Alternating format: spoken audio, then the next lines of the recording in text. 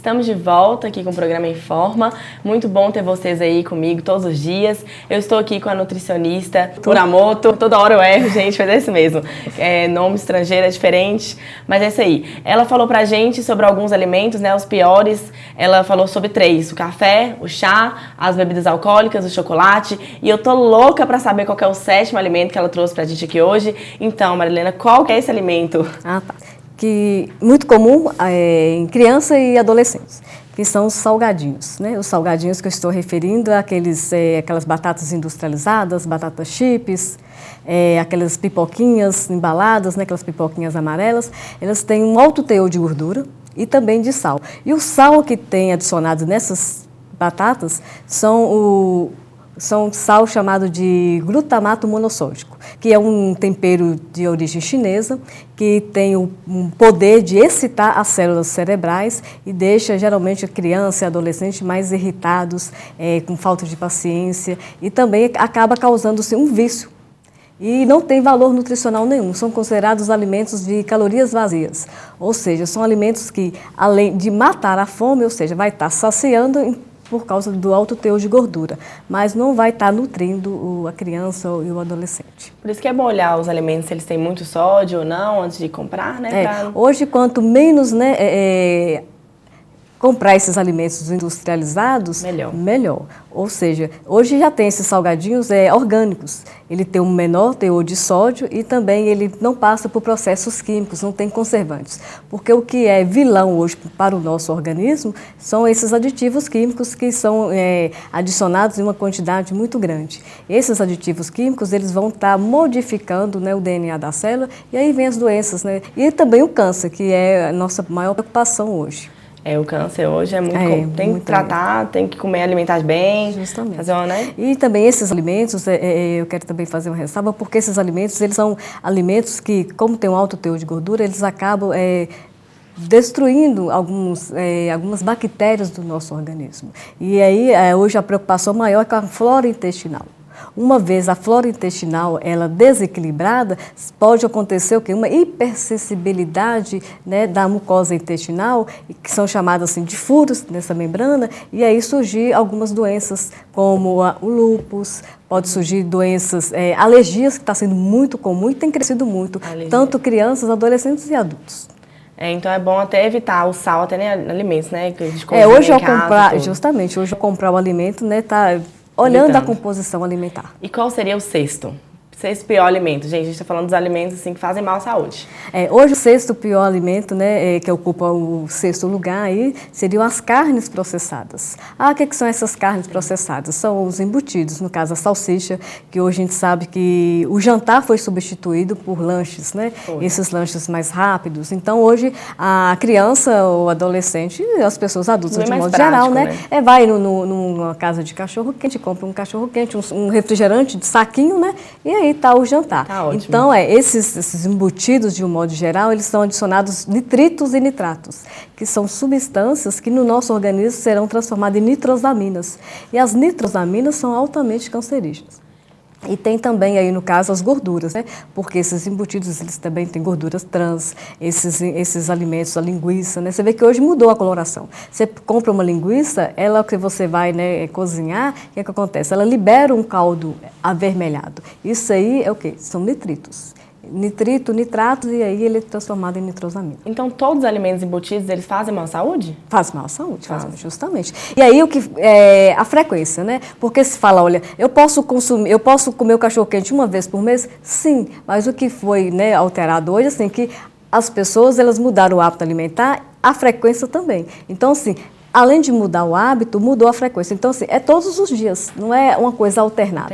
Então, doutora, qual seria o alimento que eu poderia substituir pela carne embutida ou os outros alimentos embutidos? Hoje, quanto mais frutas, né, no caso, seria substituição, o jantar mesmo, sabe? Arroz, feijão, as saladas, né? Hoje, assim, que nós falamos anteriormente, que as saladas, né, diminuiu, né, foram diminuindo aí, as verduras, as frutas, então foram trocando esses alimentos. Hoje não se tem mais aquele costume, né, de comer uma verdura. Hoje já tem, você vai no supermercado, já tem lá uma pizza, já tem tudo já embalado, pronto, e você só vai, leva no micro-ondas e já está pronto. Então, assim, essa praticidade tem um custo na nossa saúde. Então, gente, agora ela vai falar sobre o quinto alimento. Tô super curiosa. Vamos lá, qual seria o quinto? Ó, o quinto alimento é o pão branco.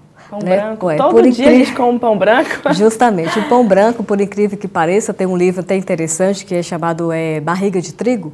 Esse livro ele mostra que o trigo, né, a farinha de trigo, ela foi modificada. E modificada de tal forma que hoje sobressai no pão branco é a amilopectina, que é um carboidrato chamado amilopectina A. Esse carboidrato ele é de fácil digestão e absorção, então ele no nosso organismo ele dá um pico de glicose e aí o nosso organismo estimula a insulina. A insulina que tem um papel de ligar nessa glicose e levar para os órgãos, né, para o cérebro, para os órgãos vitais. Então o que acontece? Você tem de imediato uma glicose alta, uma saciedade, que rapidamente você, né, sente fome. Então, o que acontece? Tem um outro estudo mostrando que, além disso, né, que você vai ter uma saciedade rápida, criando um vício. Você comeu pão agora no café da manhã, quando chega daqui 1 hora, você já está com fome. Aí você começa a beliscar. Isso que vai predispor aí o ganho de peso e futuramente a obesidade. E dá para substituir pelo pão integral? Justamente. O ideal é isso, é substituir, né, o pão integral. O pão integral, ele tem o trigo modificado, um pouco, sim, mas ele tem uma quantidade de fibras importante que vai dar saciedade ao nosso organismo. E aí é importante também ao adquirir, ao comprar o pão, porque hoje tem uma variedade de pães, né? Então você tem que olhar a composição. Quanto mais fibra, melhor. É o alimento. O papel, qual que é o papel da fibra? Ele tem vários benefícios. A fibra, ela tem o papel de ajudar na massa, né, na formação da massa fecal, né, que são as fezes. Tem o papel também de diminuir o colesterol, né, principalmente o HDL, diminuir também aí a glicose, né, na nossa corrente sanguínea, que a pessoa, quando ela come o excesso de massas, né, principalmente aí o pão branco, pode estar levando o quê? A dislipidemia, pode ter também aí o aumento do triglicérides e também a diabetes tipo 2. Então, doutora, nós já falamos do pão branco, das carnes embutidas, salgadinhos. Qual que é o quarto alimento que faz mal à saúde? É o açúcar refinado.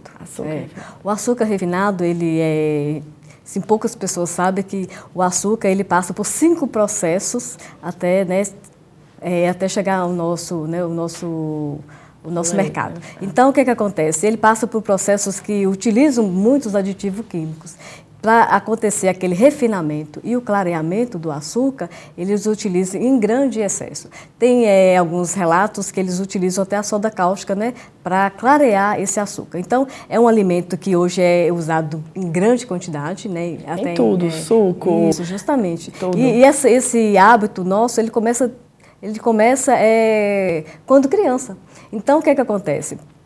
Tem hoje, assim, quando eu falo, né, eu vou dar alguma palestra, eu falo que a mãe, ela deveria, antes de mudar, né, ela está amamentando e ela vai oferecer algum alimento à criança, primeiro ela deveria experimentar o leite materno.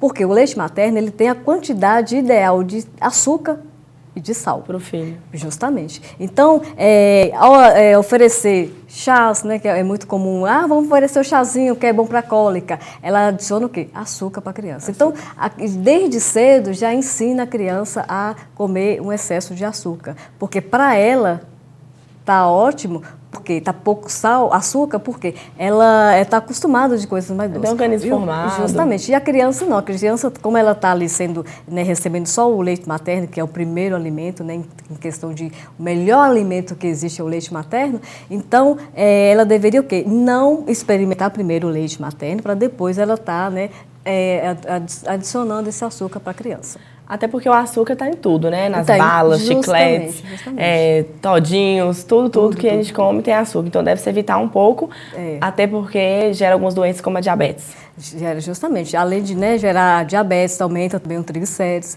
pode também levar ao ganho de peso, né? Então, assim, o açúcar ele deve ser consumido com moderação.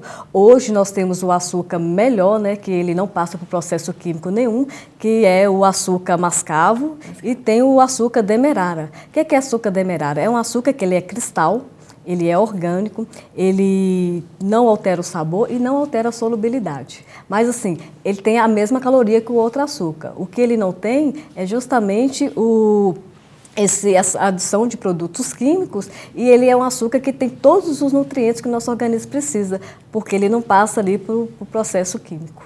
Eu tenho uma dúvida assim, em relação aos adoçantes, porque muita gente fala, é cancerígeno e tal, não pode usar em excesso. Adoçante como é que é? Ruim, bom?